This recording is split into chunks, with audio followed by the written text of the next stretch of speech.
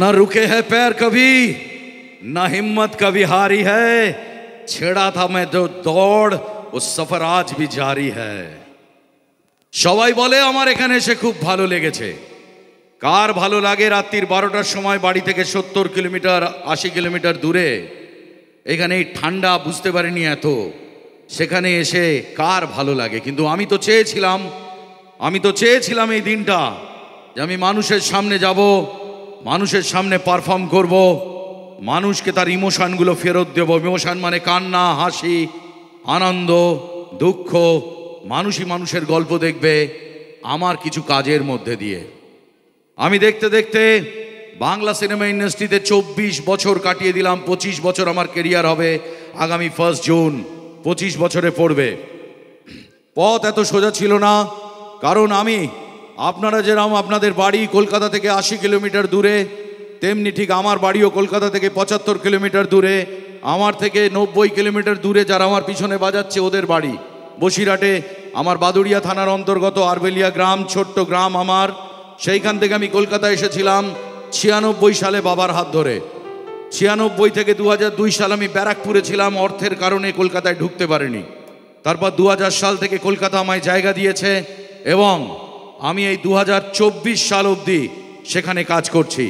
হ্যাঁ, সন্দীপন আমার ছোট ভাই, দীর্ঘদিন ধরে ওকে আমি চিনি, ও স্ট্রাগলও আমি দেখেছি। যা বলছিল আমি খুব ভাগ্যবান। সবাই বলে আমার কপাল খুব একটা ভালো না, আমার কপাল খুব ভালো। আমি সত্যি কথা পৃথিবীতে 14টা দেশে পারফর্ম করেছি, যেখানে যেখানে বাঙালি আছে।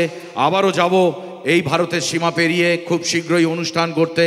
তো এই 24 বছর 170টার উপরে সিনেমায় কাজ করেছি, 100-র উপরে টেলিভিশন সিরিয়াল করেছি, অ্যাডভার্টাইজমেন্ট করেছি, মঞ্চের ওপরে প্রায় 1000-1200 শো করেছি। শুধু কার জন্যে? তার নাম ভগবান, তার নাম ঈশ্বর।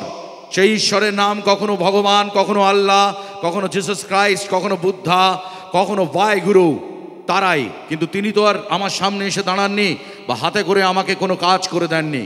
আমি তো কোনো রামকৃষ্ণ দেব নই যে ভগবান মা কালী আমার সামনে আসবেন আর আমাকে আমার কাজ করিয়ে দেবেন, বা আমি ঠাকুর রামপ্রসাদ নই যে মা আমার বেড়া বেঁধে দেবেন। কিন্তু আমার ভগবান আছে কারা? যারা এই রাত্রিরে 12টার সময় এই খালি মাটিতে ওপরে আকাশে কুয়াশা নিয়ে এবং মাটি থেকে জল উঠছে, ওদিক থেকে ভাটা জোয়ারের জল ঢুকছে, তারপরেও এই মাটিতে বসে আছে। বাড়ির মানুষ আজকে ওষুধ দিতে বলেছে যে আজকে ওষুধ কিন্তু যখন ফিরবো তখন দেবো, যখন ফিরবো তখন খাওয়া হবে, তার আগে বলো দিতে পারবো না। আজ আমরা আনন্দ করব ভীম পুজোর ফাংশানে। তারাই আমার ভগবান, তাদের পায়ে আমি প্রণাম করি। যে এই সামনেতে সরে যা, আর ঢিল নিয়ে মারবেন সামনে দাঁড়ালে, একে মাথায় চুল নেই তারপর উড়ে যাবে ওর চুল। একটা কথা, এই যে হাততালি দিলেন এরপর বলো আর কেউ হাততালি দেবেন না। কেন হাততালি দেবেন আপনি? আমি এখন পরিশ্রম করতে এসেছি, পয়সা লে এসছি বলো, এমনি বলো আসিনি রাত্রিবেলায়। আর আপনি মনে করবেন আপনি নেমন্তন্ন বাড়ি খেতে গেছেন, 100 টাকা 500 টাকা দিয়ে একটা জিনিস দিয়েছেন, আপনার টার্গেট কি? 300 টাকা আপনি খাসির মাংসতে তুলবেন, 200 টাকা মিষ্টি আর আইসক্রিম দিয়ে। সুতরাং ভালো করে অনুষ্ঠান দেখুন, খারাপ হলে কেউ ঢিল মারবেন না। বাড়িতে 2টো ছেলে আছে, ওদের একমাত্র বাবা আমি, আর একটা বড় মেয়ে, এদের বউ আছে, ওরও একমাত্র স্বামী আমি। তো তাদের খুব মুশকিল হবে, কাল কাজ রয়েছে। তো আজ আর অনুষ্ঠান দেখলে কত সমস্যা হয়। এই অনুষ্ঠান দেখা মানে এই ঘেঁষাঘেঁষি করে দাঁড়ানো, তারপর কে কি দুপুরবেলা খেয়েছে বা কে কোনো বুট খেয়েছে এমন ছাড়া ছাড়বে, বসার যোগ নেই। তারপর যদি আপনি সিট ছেড়ে একবার উঠে যান তাহলে আপনার সিট চলে যাবে। সুতরাং যা যা পেয়েছে সব চেপে চুপে বসে থাকো এখানে, ঠিক তাই না? তো তারপরেও তো এখানে অনেকে বলেছে কি আর দেখতে যাবো, ওই তো এক বিশ্বনাথ, ওই এক মোটার মরণকে আর কি দেখার আছে? সারাক্ষণ তো সিনেমা টিভিতে ঘুরে বেড়াচ্ছে, ওই এক জি বাংলায় কি ঘরে ঘরে জি বাংলা করছে, ওর আবার দেখার কি আছে? ও থাক। তো তাদের বলি তারা মিস করলো। কি মিস করলো আস্তে আস্তে বলবো। কিন্তু তার আগে বাংলা সিনেমা আমাকে সব কিছু দিয়েছে, কিন্তু আমি চেয়েছিলাম আমি একজন সিঙ্গার তার পাশে হয়ে থাকবো।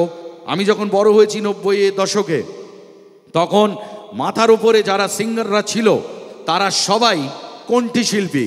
কেউ কিশোর কুমারের গান করতেন, কেউ মোহাম্মদ রফির গান করতেন, কেউ মোহাম্মদ আজিজের গান করতেন, কেউ মান্নাদের গান করতেন, কেউ শ্যামল মিত্র কণ্ঠী ছিলেন। আমিও ভেবেছিলাম যে এমন একটা কিছু করব, যদি বাংলা সিনেমা ইন্ডাস্ট্রিতে কী করে হবে।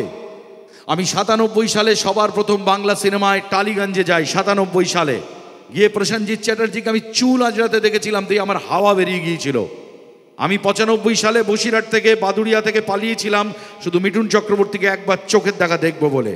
আমি বুঝতে পারিনি মা দুর্গার এত আশীর্বাদ আমি সবাইকে আমার জীবনে পাবো। আমি সবার সাথে কাজ করেছি, এ আমার পরম পাওয়া। তাই অনুষ্ঠান শুরু করব গান দিয়ে। গান যদি ভালো হয় কাউকে হাততালি দিতে হবে না, বলবেন গান বন্ধ করে দেবো। আর গান ভালো হলে আমি ঠিক ধরতে পারবো দর্শক আমাকে দেখছে। অনেক মানুষ এখানে রয়েছে, সাবধানে থাকবেন। পয়সা নিয়েছি, পয়সা ফেরত দিয়ে যাব। 1 পয়সা কারুর কাছ থেকে ফাঁকি দিয়ে নিই আর কোনো দিন নেব না। এটা যেন আমার ছেলেরা যে ভাতটা মাখে সেটা যেন সৎ পয়সার হয়। কিরম বক্তৃতা দিচ্ছি দেখেছো? দাঁড়িয়ে গেলে কিন্তু হয়ে যাবে। সবকটা দাঁড়িয়ে গেছে, একটাই শুধু বাকি আছে। আমি এই করতে করতে একদিকে টুকটাক করে চলে গেলেই হলো, বুঝতে পেরেছো তো? বেশি খরচা নেই, আমার একটা বউ 2টো ছেলে। চলো রেডি, চলো কৃষ্ণদা আমার প্রিয় ভাই, ছোট ভাই, চলো জয় রাম।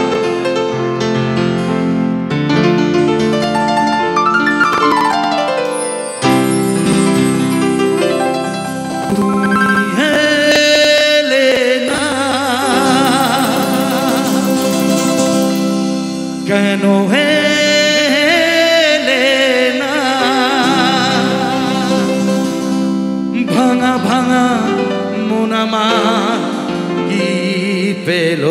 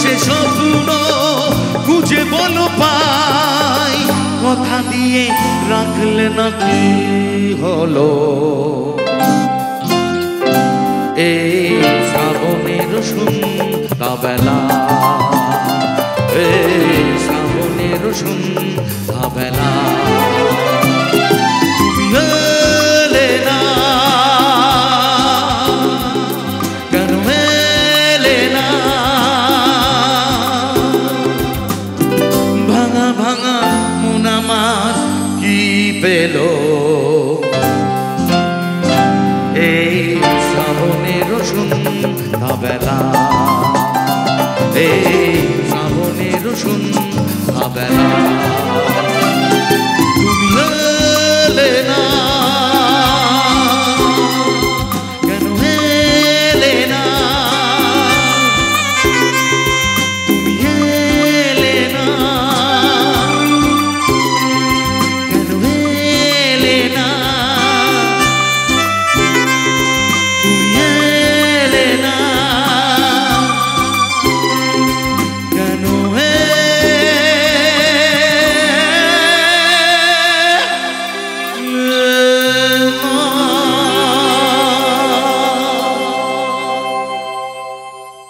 বাংলা সিনেমায় হাততালি দিতে হবে না, কত কষ্ট করে দেখছেন বলুন তো, ধন্য হয়ে যাচ্ছি।